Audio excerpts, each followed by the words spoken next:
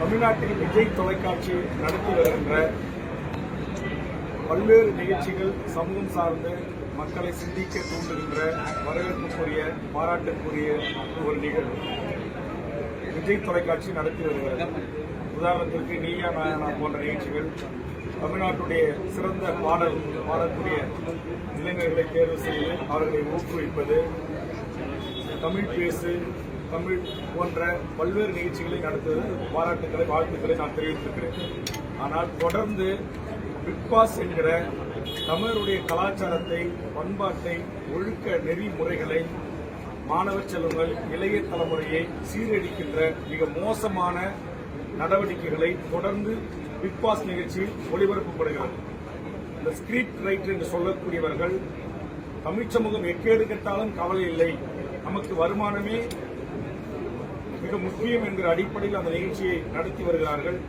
சமீபத்தில் பார்க்கப்படுகின்ற அந்த காட்சிகள் எல்லாம் குடும்பத்தோடு, கணவன் மனைவியோடு, தாய் தந்தையோடு, ஒரு வயது வந்த பெண்ணோடு உட்கார்ந்து பார்க்க முடியாத, குழந்தை செல்வங்களோடு பார்க்க முடியாத அருவருப்ப அங்க அசைவு காட்சிகளும், படுக்கை அறை காட்சிகளும், ஆண் பெண் கட்டிப்பிடித்து முத்தமிடுகின்ற காட்சிகளும், இவ்வளவு கேவலமான, கீழ்த்தரமான, அநாகரிகமான ஒரு நிகழ்ச்சியை விஜய் தொலைக்காட்சி நடத்திதான் பணம் சம்பாதிக்க வேண்டுமா என்ற கேள்வி என் மனதில் எழுந்து நான் தொடர்ந்து ஜனநாயக ரீதியாக அறிக்கைகள் தந்து கொண்டிருக்கிறேன்.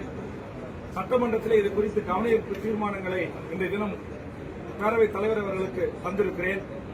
2 நாட்களுக்கு முன்பாக தமிழ்நாடு அரசுக்கு முதலமைச்சருக்கு வேண்டுகோள் வைத்து உடனடியாக பிக்பாஸ் தடை செய்யப்பட வேண்டும் என்கிற கருத்தை பதிவு செய்திருக்கிறேன். ஆனால் இந்த 2 நாட்கள் ஆகி அறிக்கை தந்தோம். தமிழ்நாடு அரசும் இதுவரையிலும் அதற்கு அந்த நடவடிக்கையும் எடுத்ததாக தெரியவில்லை. அதனால் எனது அருமை பத்திரிகை ஊடக நண்பர்களின் சார்பாக நான் கொடுத்திருக்கிற இந்த கவன ஈர்ப்பு தீர்மானத்தை எடுத்துக்கொண்டு பேரவைத் தலைவர் அனுமதித்து கண்டிப்பாக இதற்கு தமிழ்நாடு முதலமைச்சரும், செய்தி ஒலிபரப்புத்துறையும், தகவல் தொழில்நுட்பத்துறையும் இதற்கு தடை விதிக்க வேண்டும். இல்லை என்று சொன்னால் இத்தனை ஆண்டு காலமாக அறிவித்து ஜனநாயக அறிக்கைகளை விட்டு பத்திரிகையாளர்கள் வேண்டுகோள் வைத்து விஜய் தொலைக்காட்சி அதை கண்டுகொள்ளாமல் புறந்தள்ளுகின்ற இந்த நிலை அவர்கள் உணர்த்துகிற வகையில் மிகப்பெரிய ஒரு முற்றுகை போராட்டத்தை தமிழக வாழ்வுரிமை கட்சி பிக்பாஸ் அரங்கத்திற்குள்ளாகவும், விஜய் தொலைக்காட்சி முன்பாகவும் பல்லாயிரக்கணக்கான தமிழக வாழ்வுரிமை கட்சியினுடைய தாய்மார்களை திரட்டி மிகப்பெரிய போராட்டத்தை நடத்துவோம். இது இனியும் அனுமதிக்க முடியாது.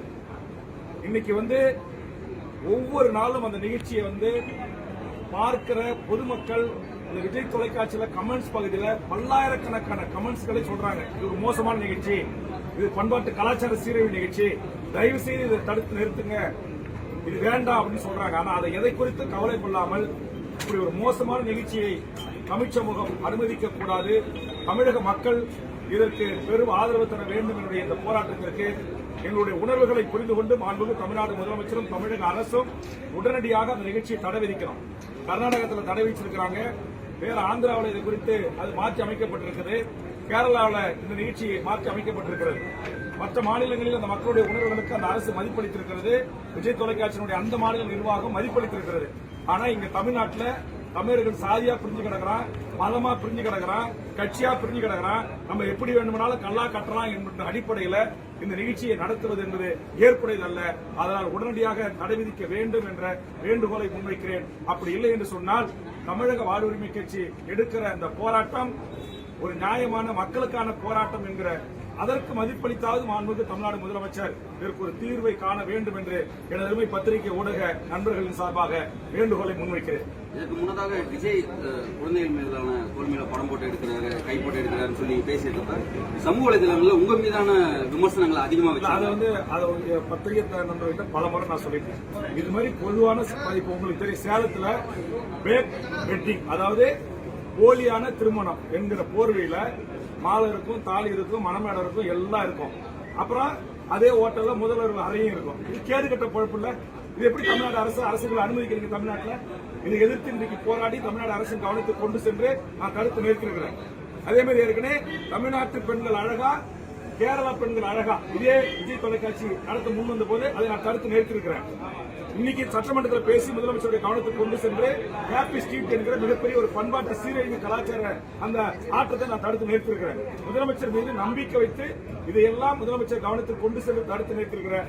இப்பயும் முதலமைச்சர் மீது நம்பிக்கை வச்சு தமிழக அரசு மீது நம்பிக்கை வைத்து இந்த கவன ஈர்ப்பு தீர்மானத்தை கொடுத்திருக்கிறேன். இதுல உடனடியாக மாண்புமிகு முதலமைச்சர் நடவடிக்கை எடுத்து விஜய் தொலைக்காட்சி நிறுவனத்துக்கு வலியுறுத்தி அது தடுத்து நிறுத்தப்பட வேண்டும். அப்படி இல்லை என்றால் நாங்கள் மிகப்பெரிய தொடப்பத்தோட செருப்பத்தோட எங்கள் செருப்புகளை கொண்டு எங்களுடைய மகளிர் இந்த போராட்டத்தை முன்னெடுத்துவார்கள்.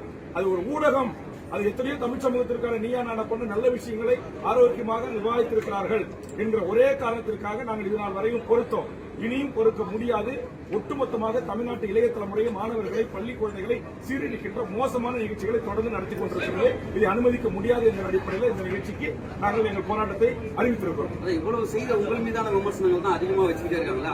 அதை அணுகிறீங்க? அது விமர்சனம் வந்து ஐயா பெரியார் மீதோ தமிழ்நாட்டுடைய பல தலைவர்கள் மீதோ விமர்சனம் வரும். அந்த விமர்சனங்கள்லாம் பார்த்து நாங்கள் ஒதுங்க முடியாது. என்னை பொறுத்த வரையில நாங்கள் ஜனநாயக ரீதியாக ஆர்ப்பாட்டம் அறிவிச்சிட்டோம், போராட்டம் நடத்திட்டோம், மனு கொடுத்துட்டோம், சட்டமன்றத்தில் பேசிட்டோம், இப்ப கவன ஈர்ப்பும் கொடுத்துட்டோம். இதுலயும் எங்களுக்கு தீர்வு கிடைக்கல அப்படின்றால் நாங்கள் இந்த போராட்டத்திற்கு நடத்த வேண்டிய ஒரு நெருக்கடிக்கு தள்ளப்படுறோம். அது நிறுத்தப்பட வேண்டும் என்கிற நெருக்கடிக்கு தள்ளப்படுறோம். நன்றி. சட்டப்பேரவையில் பேசுவீங்க.